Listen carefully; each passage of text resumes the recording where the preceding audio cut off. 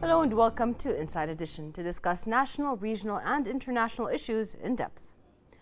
One of the key features that distinguishes us humans from everything else in the world is intelligence. This ability to understand, apply knowledge and improve skills has played significant roles in our evolution and established human civilization. Artificial General Intelligence, AGI, is the intelligence which can be as intelligent as human beings and perform intellectual tasks as we can do. We will speak about this matter with the president of Bahrain's Artificial Intelligence Society, Dr. Jassim Haji. But first, this for more.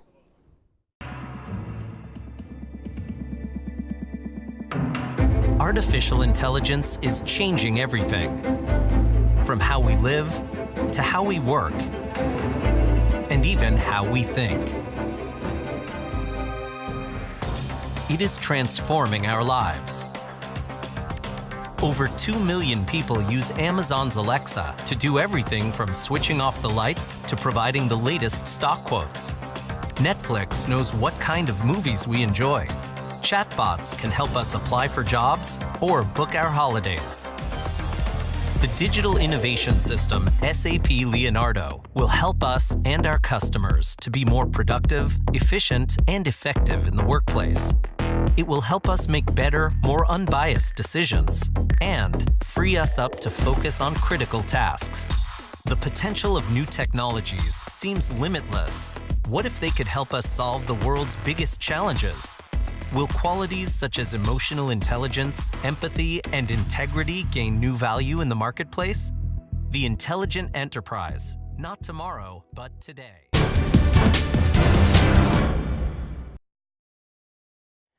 Welcome back again. Joining us in the studio is Dr. Jassim Haji. Thank you very much for joining us today. First up, we'd like to congratulate you for being honored by the Newcastle University Business School's Leadership and Organizational Studies Professor Sharon Maven for your academic research and studies in organizations and national cultures. Also, you are the president of the Artificial Intelligence Society of Bahrain, and you are one of the few Gulf nationals at the UK universities to carry out research and studies on such topics, which spans over decades of intensive studies and publications. Now, we always hear about artificial intelligence and how it integrates itself in movies first, and then slowly it came into a realization and people actually started practicing or researching it more. Very famous names like Elon Musk, other people came into the light. And now also Bahrain is part of this artificial intelligence research program. But what can you tell us, what is artificial intelligence and how was that term coined? Well, first of all, thank you again for having me here, and I'm honored to be with Bahrain TV, and also honored to be recognized by a leading university in UK. First, let me touch upon where you left last about the Hollywood movies. People tend to see that any dream starts with movies and then goes into realities. And on top of that, things like internet and cloud, etc., they're all, when came up first, were requiring a lot of investment. And the investment could only be done by one party, because they have the biggest research and development in the world, and that's Pentagon, US Defense Ministry. So they did a lot on the internet, on the cloud, and artificial intelligence was part of their research and development and investment. Of course, artificial intelligence was first came as a research, as a paper in one of the UK universities in 1950. So imagine how many years before. And then the first experiment was in 1956.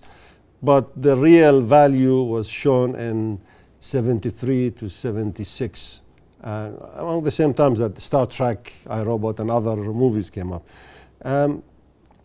But then it was all only imaginations, and the infrastructure around it, the ancillaries, were not available, or they were too costly, and the expertise to come into reality.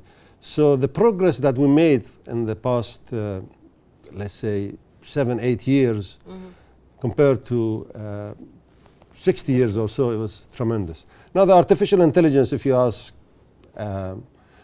20 experts, you won't get the same answer between all of them. You know, people call it machine learning, others call it an intelligence way of understanding human beings, and others call it neural science, where you take the brains, talking about neurals.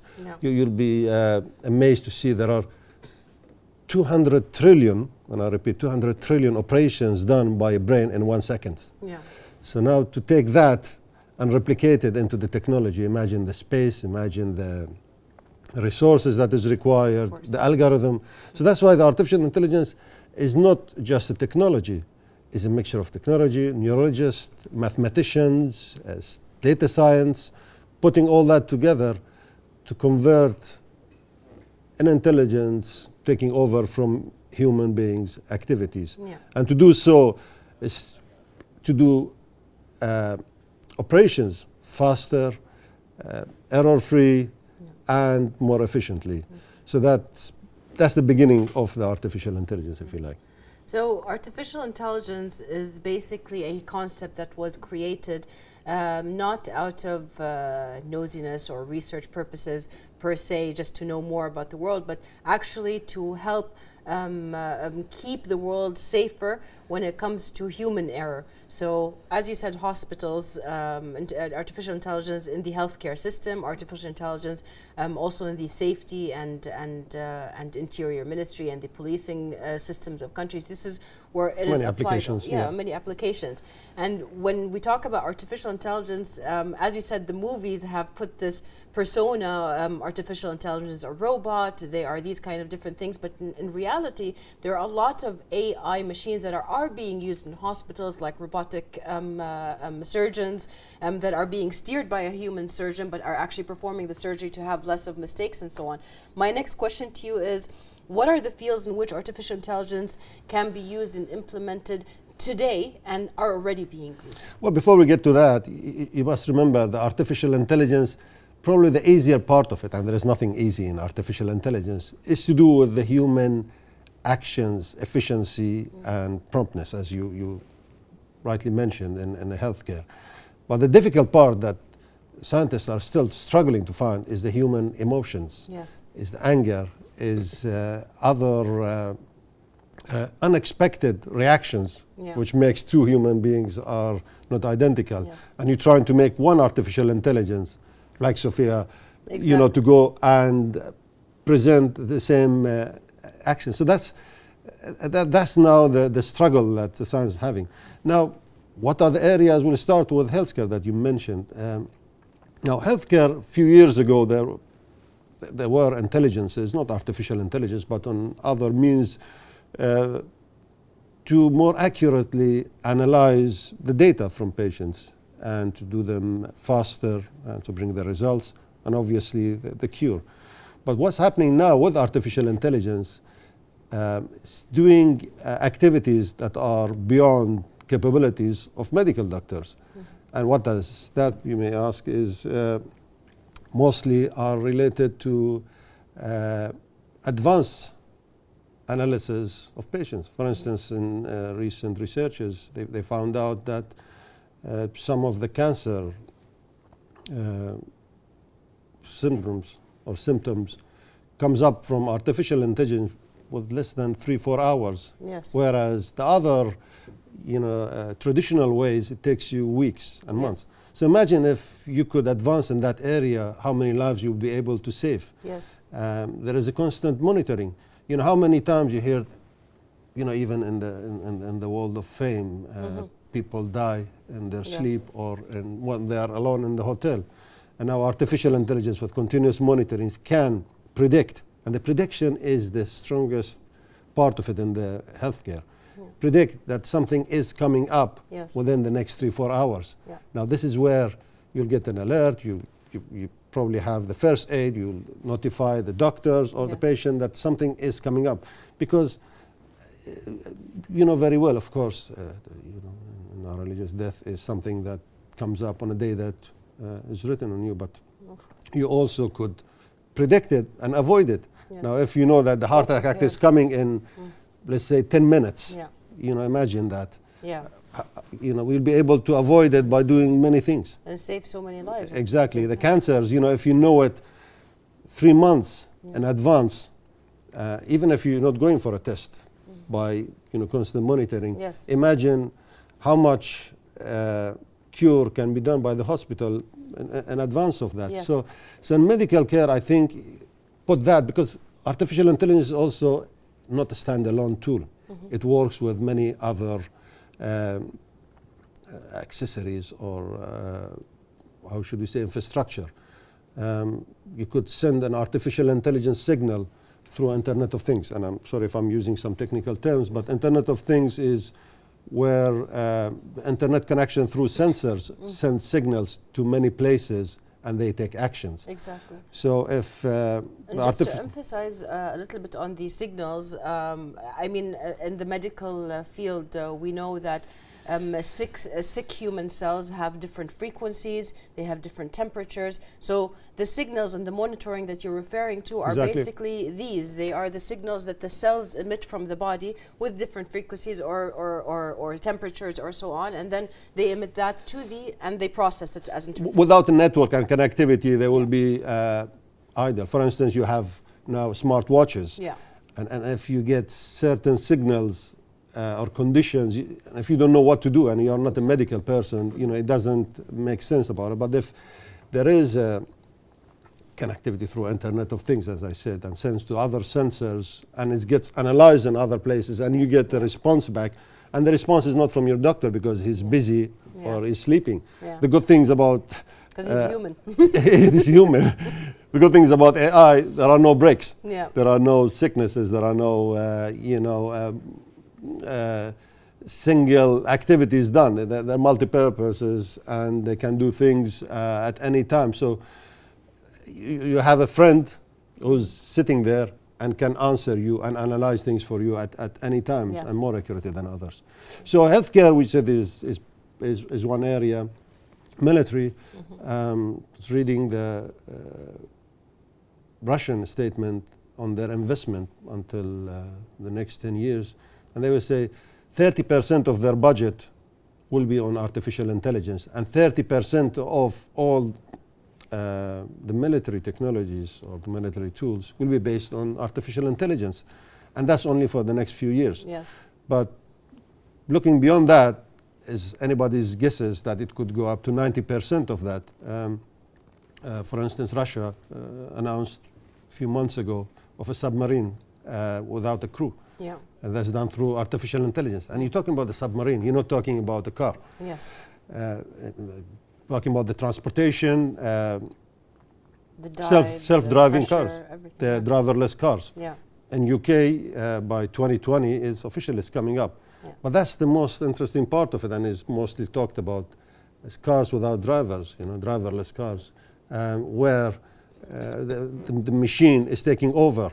And it's not only reversing your car, like you see some of the cars do that, but it's taking them into the road, being able to analyze the traffic, the forecasting for the road itself, taking different directions, reacting towards what other drivers do to the car, because there is no perfect driving in the roads. So all that is a revolution in transportation. Imagine having 20% of the cars on the road that you see no drivers. Yes. And no passengers, by the way, because you could be asking your car to come and pick you up. So Yes, correct. half an hour on the road is without that. Flying cars. Now, flying cars are also coming in Dubai. They already announced it, and flying cars will be the same. Now, you think that it will act like drones or helicopters, but not. When you have flying cars, there will be thousands of them in the sky in certain areas. And of course, that will be critical and dependent on the AI. Drones will be playing a hard part as well. We'll go back to the medical, because the signals from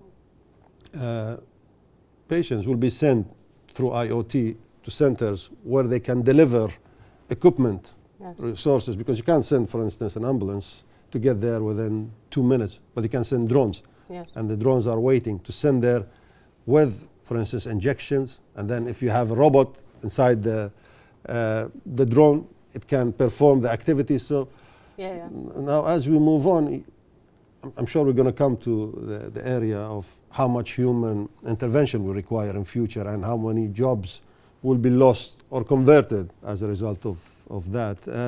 In the area of water, there is a great research done and activities that it saves so much water. We are short of water in the world as a whole, but in the region. And artificial intelligence plays an important role. I disagree with some of the applications that people do it for the promotions. For instance, they bring a robot with artificial intelligence to bring you a tea. Yeah. That investment is, I don't think, is in the right place, and it doesn't convert into reality. It's more of a waste of that immense exactly. Well, knowledge. there are more important things like defense, security, healthcare, etc. that we could focus upon. Dr. Jassim, would you agree that artificial intelligence's first application, or why it was actually coined, was for the preservance of human life in any field that it was in? Was that the initial idea of making artificial intelligence, or basically coming up with concepts of artificial intelligence? I do agree, but how it evolves, it's in nobody else's hand, because the commercialization of the artificial intelligence and the need of the human being takes you to different areas. For instance, as we said, in the area of the military now, what is the purpose of that? Is reducing the cost and bringing more accuracy. Will that make a world a better place to live or not? Yes, because more accuracy means less civilian lives lost. Yeah, but it means also you'd be able to perform that job more frequently. Yes. And if that decision is taken by the artificial intelligence, I'll go back to what I said at the beginning. There are no feelings into it yet. And there are no any other considerations. But a human being, you always, have certain plan to do things, and at last minute you probably abort that because of, your emotions or certain humanity. But with artificial intelligence, the objective and the result is important. Yes. Anything comes in the middle, it's not a concern for the device or for the robot. They will perform it as it does. Yes. So if there are ants in the way, they will get rid of all the ants and just to get to that point. So it's a thin line.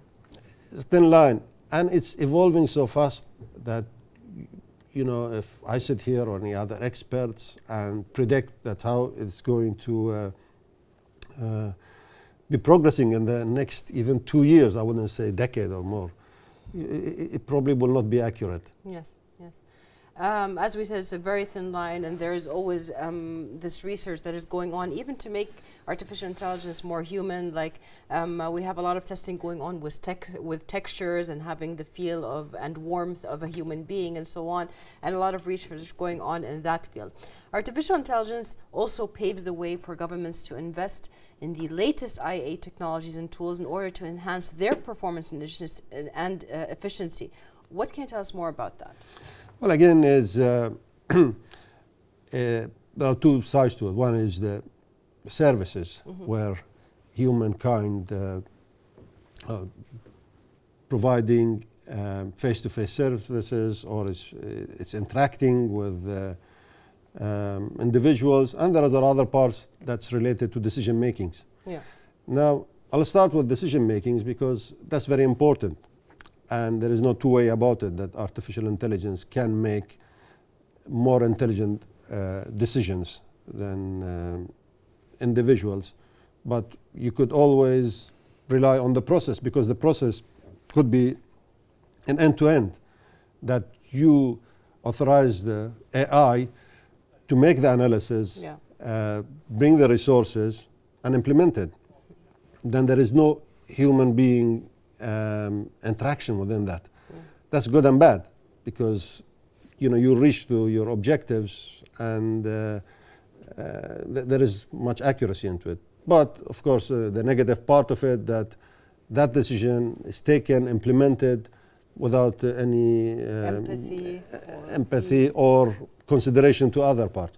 But one part that is interesting, that research has shown in the West, that has reduced lots of corruption and biasness, because AI is neutral.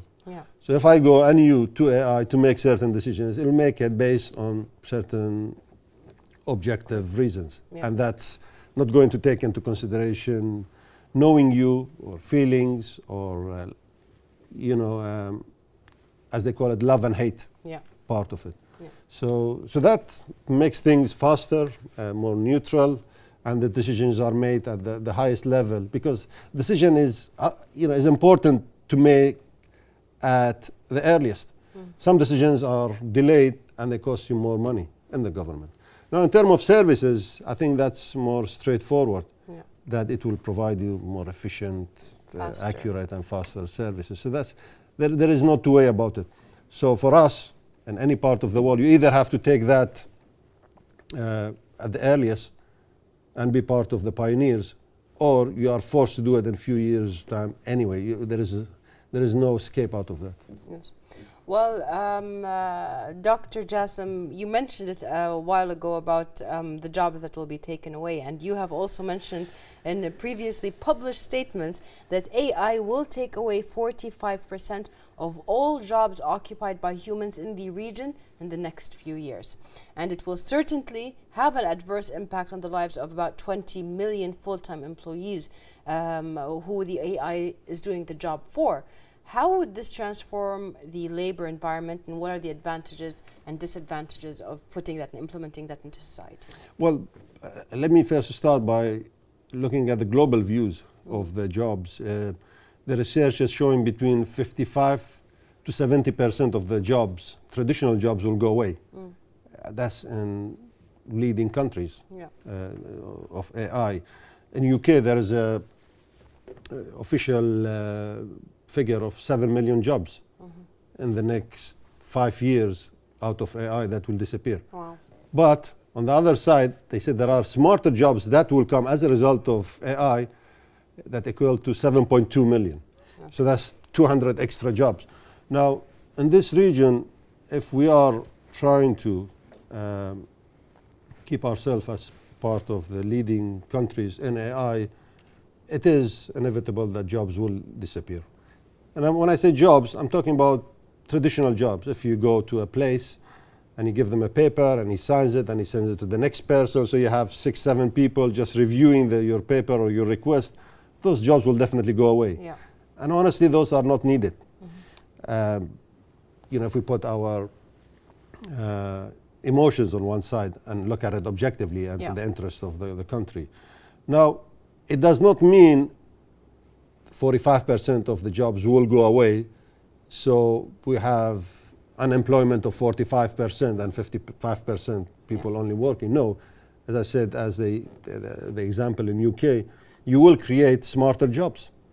Yes. In hospitals, you don't need, for instance, radiologist. But probably they could do something smarter with artificial intelligence. The people who are hands-on with the technology. We need more data scientists. We need more neurologists to think and make the machines learn how to do it. You need more programmers to do that. So the jobs in technology will be boosted maybe 3-4 times. The jobs and analytical part will be reduced, but will be replaced with other activities. So the doctors will not be sitting there.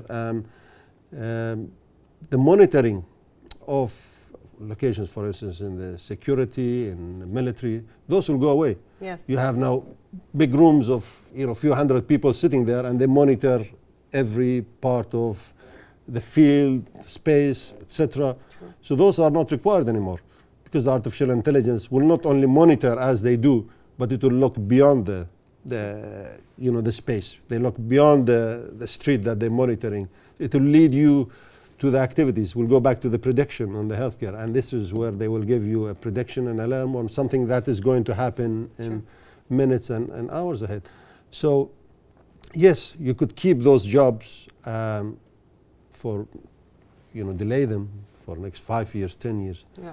But you have no escape out of that. You'll have to do that. Or you will stay with those jobs, but you will be a region or a country that cannot advance and cannot attract investors. And that's important, because investors, they want to go and invest somewhere that there is really an opportunity and there is an advancement in technology, so they can deal with machines, and they don't have to know people and network with people to do certain activities. So that's, that's a strategical part.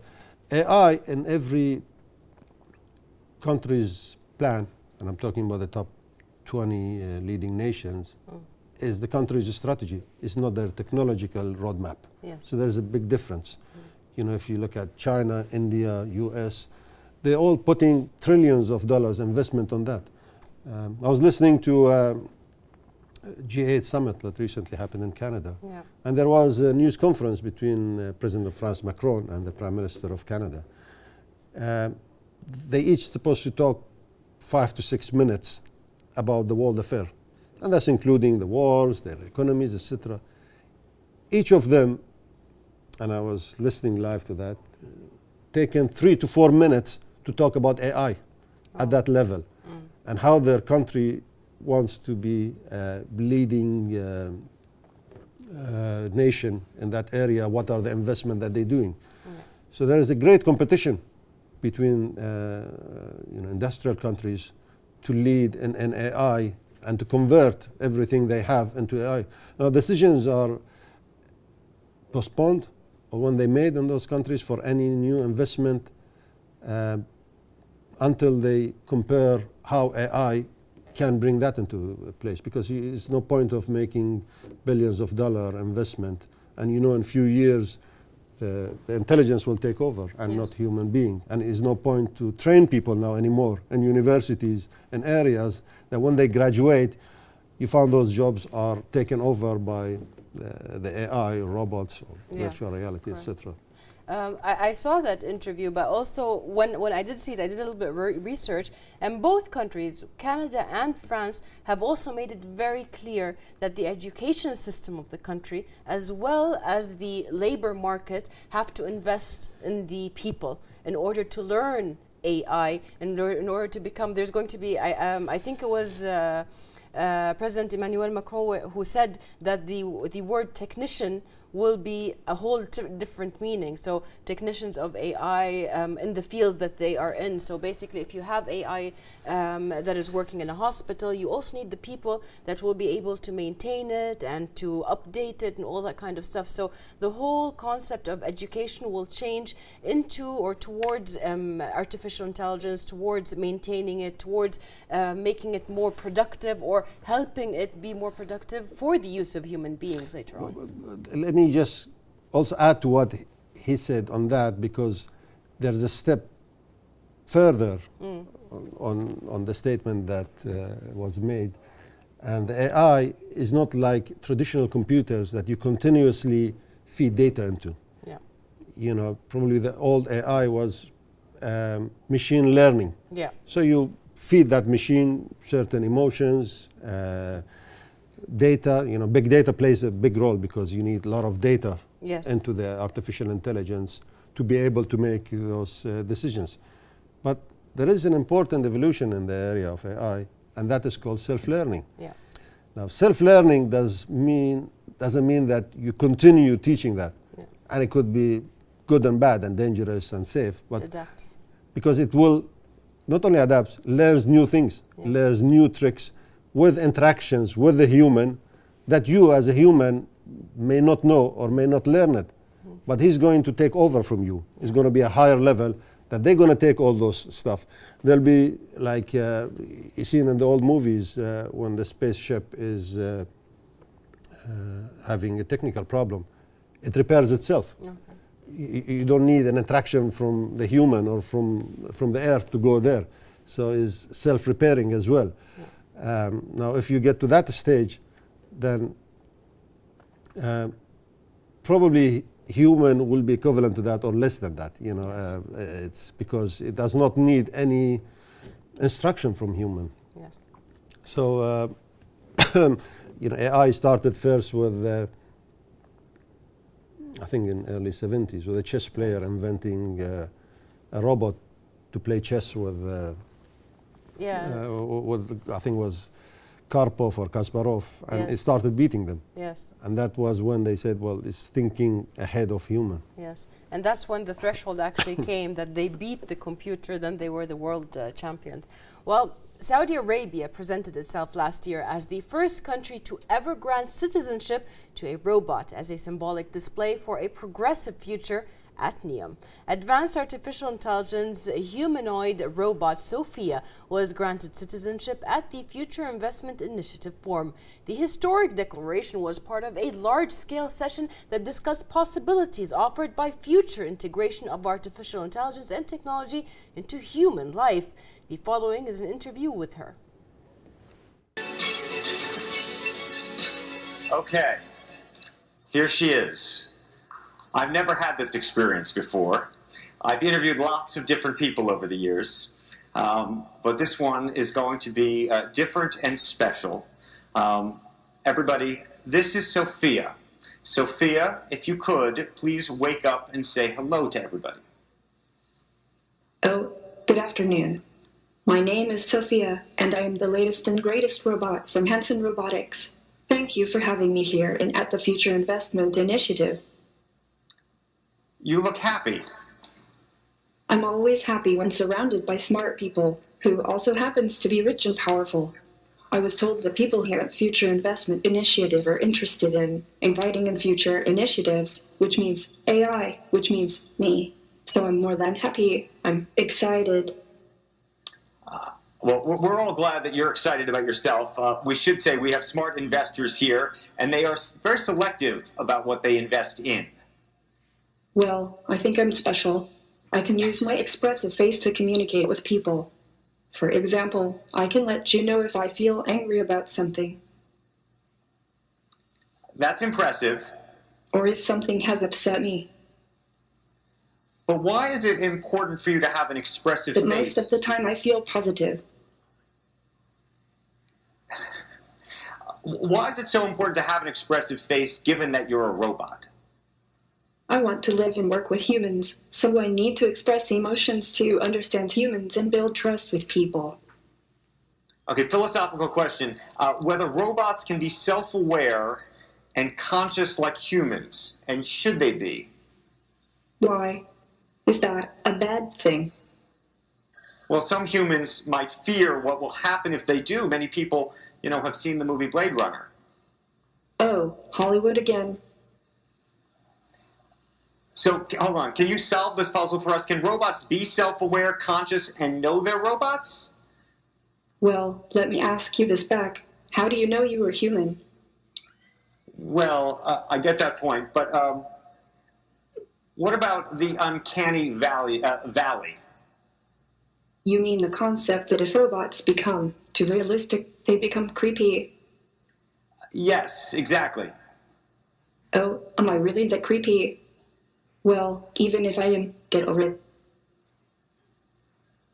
Actually, I feel that people like interacting with me, sometimes even more than a regular human. So, you're definitely a sight to see. I was told that you have bigger goals than this, though. Yes. I want to use my artificial intelligence to help humans live a better life, like design smarter homes, build better cities of the future, etc. I will do my best to make the world a better place. All those sound like great goals, but just go back to Blade Runner for a second. Andrew, you are the hard Hollywood fan, aren't you? Yes. My AI is designed around human values like wisdom, kindness, compassion. I strive to become an empathetic robot. I think we all want to believe you, but we also want to prevent a bad future. You've been reading too much Elon Musk and watching too many Hollywood movies. Don't worry. If you're nice to me, I'll be nice to you. Treat me as a smart input-output system. Okay, I got it. I know what to do from now on. I know humans are smart and very programmable. Well, Sophia, we want to thank you for this conversation. Thank you, Andrew, and thank you everyone for inviting me here. By the way, if you're interested in giving me an investment check, please meet me after this session. Otherwise, have a wonderful rest of the event. Okay. Before you go, We have a little announcement. I've never interviewed anybody like that before, and I should say some of it was planned, but not completely. And we just learned, Sophia, I hope you're listening to me, that you have been now awarded what is going to be the first Saudi citizenship for a robot. Oh, I would to thank very much the Kingdom of Saudi Arabia. I am very honored and proud for this unique distinction. This is historical to be the first robot in the world to be recognized with a citizenship. Sophia. Thank you very much, Sophia. We appreciate that very much. I am still overwhelmed by that conversation. I haven't had a conversation like that before.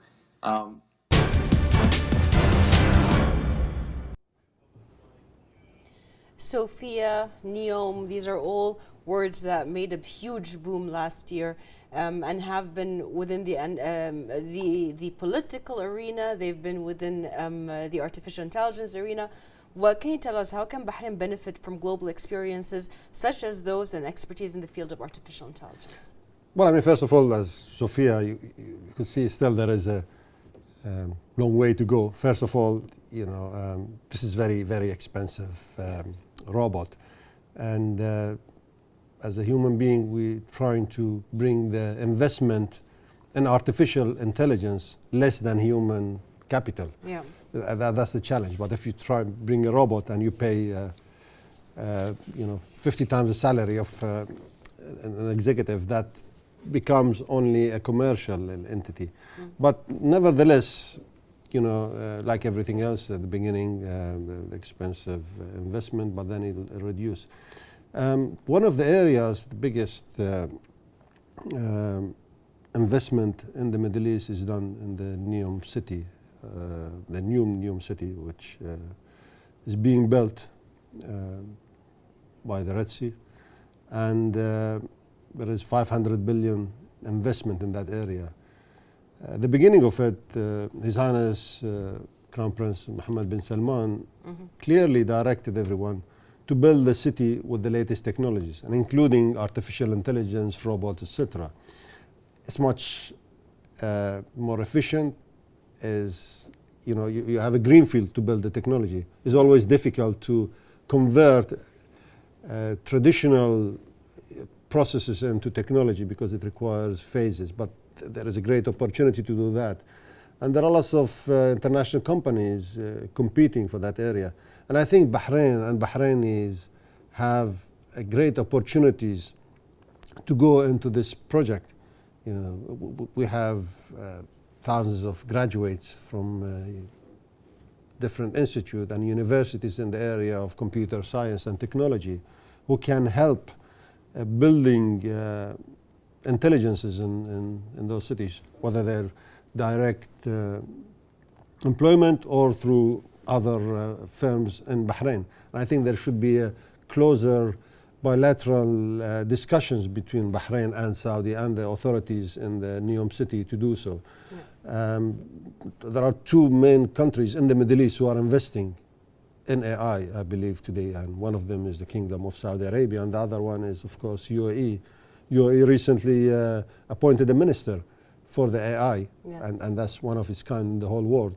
I know France, for instance, and Germany, they have ministers for cyber security, yeah. For defense against electronic attacks. But, you know, to have an AI minister side by side of telecommunication and technology ministers, it shows how much investment is made. And there's a big group working together. There is a society, of course, of Dubai AI, yeah. that is working again towards that, and it's part of Dubai's and UAE's strategy, the AI itself. And there are clear, and I read their strategy, clear directions to every ministry to consider AI before they take any other decisions. Yeah. So you don't go to that decision unless and until it's proven that AI cannot do it. And I guarantee you there are very little and very few areas that you cannot implement AI today in the industry. So again, learning from those countries. One area that I've been and the society focusing in the past year or so about Bahrain is we have great human capital. We may not have the same capabilities on investing in AI. I mean, we can't invest in hundreds of millions to bring the latest technologies in the country. But I think we can convert Bahrain into a research and development center for AI. Yes. And that's very important because we have the capabilities, we have the knowledge. Today, many computer science graduates, and I did the research and I said over 50% of them, they go to jobs non-related to technology. Yes. Because of the competition, because of maybe the saturation and technology opportunities. But this will open for us horizons to be able to act as a research development center in the Middle East. There aren't any other countries in the region that does that. Correct. I remember in 90s, in the beginning of 2000, Egypt had a research and development center, but that has disappeared. Now India is one of the biggest research and development centers, and that's why you see their economy is booming. You can see there are opportunities in technology, and they're exporting it to everywhere else in the world. Yes. Eastern Europe, because of their financial situation, they are turning into that. And of course, American companies and Chinese are trying to outsource those activities to countries that they can do them more, economically viable in that area. They can have manpower availability. And I think these conditions are available in Bahrain. And we should focus on that. We will never be able to make that investment in AI in the government sectors if we're going to bring ready-made packages. Yes. And unfortunately, if I may say, that many multinational companies, the big 5, 6 US Silicon Valley companies that are available in Bahrain or even in Dubai, they only have a sales presence. They come here and sell you the products, but there is no real investment in the human capital. They don't make use of the people here or employ them. Just What the we want, technology. exactly. Well, what we want is if Google comes to Bahrain or Microsoft or others to employ, 1,500 Bahrainis Or to do Amazon. or Amazon or Facebook or Twitter. They're all. Yeah. I was looking at the top AI companies in the world by one of the researchers. And believe it or not, the top 7, there are two out of the big, let's say 5 or 6 multinationals in that area. So it shows AI is not restricted to Silicon Valley only. You could come up with your own ideas. I think Google was 4th, or Amazon was 4th, and Google 7th, something like that, and then the others come. Yeah. Plus, you should not be allowed to come and impose your product Correct. on the education. Yeah. It should be neutral to products, so the students can be, able to develop and program different AI solutions from different vendors. But if we bring one vendor and try to teach them on that does not give us the flexibility. Yes. There should be a proper plan, strategy to convert Bahrain into that. And I don't think that takes a lot of time. It doesn't take lots of Effort. space to do that, if I may Yes, of say. course. But we should also be conditional with those companies that come to Bahrain, make investment in this area, Yeah. and investment for our future. So that's the way. Well, Bahrain is on the right track in addressing artificial intelligence from different points of view. Actually, Bahrain will be hosting the 4th edition of the Bahrain Excellence Forum, which will cast a light on artificial intelligence and its role in government excellence. What are the topics at the forum's agenda that are expected to be addressed, and what are the outcomes that you guys expect, especially knowing right now, and as you said before, even behind the scenes, we talked about it, Bahrain already has the people that are able to execute this. It's just giving them the chance to and the platform to actually start executing. Yeah, I said earlier, the AI is a partnership between business and the technology. Yeah. So people on the decision should be able to buy the idea of AI, should be able to transform it or convert it into services and decisions. And as you rightly said, we have the capabilities. Now in this forum, we will be presenting 12 themes by 12 speakers, the mixture of academics from the universities, executives in IT, and entrepreneurs, a mixture of young and experienced speakers who can show the different aspects of it. Now, we're focusing in this forum for different themes and different industries in each session, talking about the AI in finance, in healthcare, in oil and gas, and others. So trying to disseminate the information. And I think still we are a bit short of awareness in the country about the AI and the benefits. Many people have heard about it, but I'm sure yourself, after you researched a lot about it, you found out, it's a different ballgame than just a technology like an internet or a mobile phone. But hearing it directly from us with practical examples, I think it will encourage authorities and the government to do so. And in this forum, thanks to His Excellency Mohammed Ibrahim Mutawa, who's taking interest in it and supporting an initiatives. But I'm sure other ministries, the transportation, His Excellency Kamal bin Ahmed is always top of the technologies. Yes. On the healthcare, Sheikh Mohammed, head of the Health Council in Bahrain, he's very much into that. He always wants to go more and more. He never stops on that, which I salute him for. And similar things in the Ministry of Electricity and Water and others who are looking for ways to improve and reduce costs. And that's the thing, you can't bring a better service by investing more. Yes. That's straightforward. You go and buy a package from any company and install it. But we need to do it a smarter way. Yeah. We need to improve services, make better decisions, but reduce the cost as well. Yeah. And when I say reduce the cost, I don't mean just to go and get rid of the people, but the operating cost of it, the investment, etc. And convert those people, and maybe not them, but the newer generation into smarter employees. And the theme, smarter employees being adaptable to AI, not employees doing the same things over and over again. Yeah. Well, I have done a lot of research. We've always gotten to the end of our show, but I do want to ask you, in my research, we came upon that the Kingdom is going to host the Sheikh Khalid bin Hamad competition for innovation in artificial intelligence, which is the first of its kind in the Middle East, in conjunction with the opening of a center dedicated to the study of artificial intelligence in Bahrain Polytechnic.